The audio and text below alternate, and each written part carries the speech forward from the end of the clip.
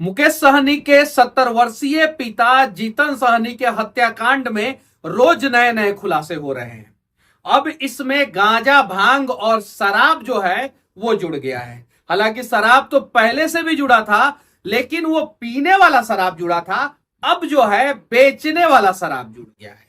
ये आरोप जो है मुख्य आरोपी जो मोहम्मद काजिम है, उनकी पत्नी ने लगाया और उन्होंने साफ साफ कहा है कि 15 तारीख को रात में उनका पति जो है वो जीतन सहनी के घर पे नहीं गया था। उनका पति जो है उनके साथ रात में 10 बजे से ही जो है घर पे ही था और उन्हीं के साथ सोया हुआ था। जब नजराना खातून जो मोहम्मद काजिम की पत्नी है, उनसे पूछा जाता है कि आखिर जो शर्ट था जिसपे खून का दाग मिला हुआ है, तो नजराना खातून ने कहा कि वो जीतन सहनी के खून का दाग नहीं है, उस दिन हम लोगों ने मुर्गा बनाया था और वो मुर्गे के खून का दाग है। नजराना खातून का जो बेटा है वो भी सेम बात बोल रहा है और नए नए खुलासे हो रहे हैं। अब कहा जा रहा है कि जीतन सहनी ब्याज पे पैसा तो देते ही थे लोगों को और उनसे जो है जबरदस्ती वसूली करते थे और उसके एवज में जो है जमीन का कागज या मोटरसाइकिल जो है गिरवी के रूप में रखते थे। अब लोग ये भी कह रहे हैं कि जीतन सहनी का और भी कुछ धंधा था।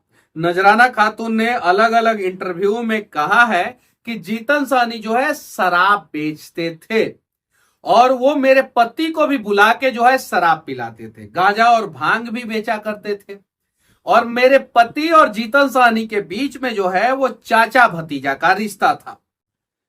कमाल की बात यह है कि 8 घंटे में जो पुलिस निष्कर्ष पे निकली थी और वो निष्कर्ष पे निकलने के लिए पुलिस को जो है सीसीटीवी रिकॉर्डिंग खंगालना पड़ा था, डॉग स्क्वाड, टेबल पे 3 ग्लास, शरीर पे 10 जख्म के निशान, नाखून, खून से संधा जो कपड़ा था वो कपड़ा, उसके बाद से एफएसएल की टीम, एसआईटी का गठन, सीडीआर, मोबाइल टावर लोकेशन, इन सब चीज के बीच में अब जो है एक और जांच जुड़ गया है।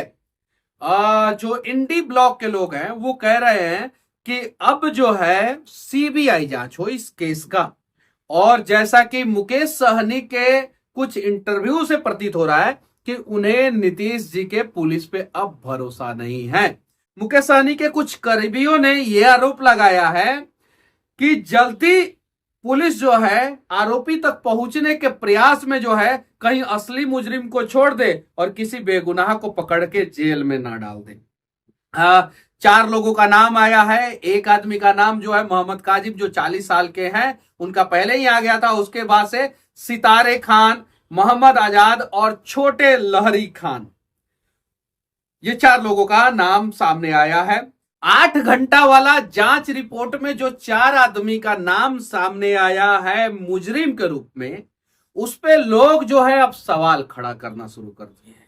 ये आनन फानन में जांच क्यों हुआ, इतना जल्दी जो है अपराधी तक पहुंचने का प्रयास क्यों हुआ, उसके पीछे की सबसे बड़ी कहानी ये है कि जीतन सहनी जी का हत्या के बारे में जैसे ही मीडिया को पता चला, भारत के सबसे बड़े नेता में से एक अमित शाह जी, जो वर्तमान समय में गृह मंत्री हैं, उन्होंने मुकेश सहनी को फोन किया। नीतीश कुमार जी का भी फोन आया। कुछ लोग कह रहे हैं कि नरेंद्र मोदी जी का भी फोन आया और उन्होंने भी जो है मुकेश सहनी से हाल चाल लिया। राहुल गांधी का भी फोन आया, लालू प्रसाद यादव जी का भी फोन आया, तेजस्वी यादव जी का भी फोन आया। अब तेजस्वी यादव जी से एक बात याद आया कि वर्तमान समय में वो अभी तक मुकेश सहनी के घर पे नहीं गए हैं। कुछ लोग ये कह रहे हैं कि तेजस्वी यादव जी इंडिया में हैं ही नहीं, वो मुंबई में गए, शादी में शामिल हुए और वहां से लंदन का फ्लाइट पकड़ के जो है वो लंदन में चले गए। और कुछ मीडिया सूत्रों के हवाले से यह भी पता चला कि उनके बहुत सारे रिश्तेदार जो है वो लंदन में रहते हैं, तो अक्सर जो है तेजस्वी यादव जी लंदन जाते रहते हैं, इसलिए जो है वो मुकेश सहनी के घर पे नहीं पहुंचे। अब सबसे बड़ी बात है ये कि इंडी ब्लॉक जो है वो सीबीआई जांच की मांग कर रहा है। अब आप लोग बताइए कि जीतन सहनी का हत्या आखिर क्यों हुआ था।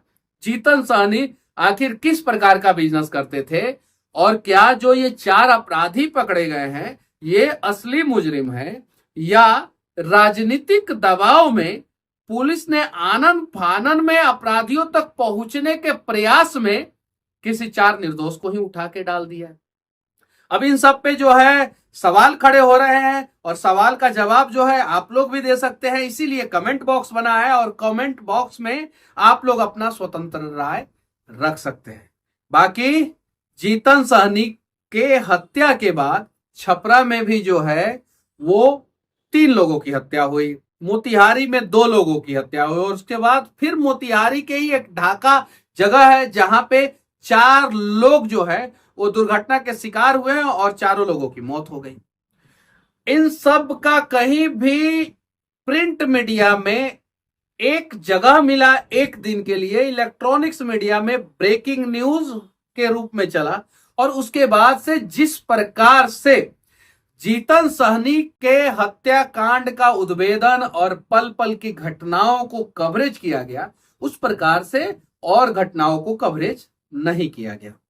तो क्या आप लोगों को लगता है कि अगर किसी बड़े आदमी की हत्या होती है या राजनीतिक पहुंच वाले लोगों के साथ किसी भी प्रकार का कुछ घटना घटता है तो उसको जो है मीडिया जो है ज्यादा तवज्जो देता है, और बिहार में अगर दूसरे जगह पे इस प्रकार की घटना होती है तो उसको नहीं देता है?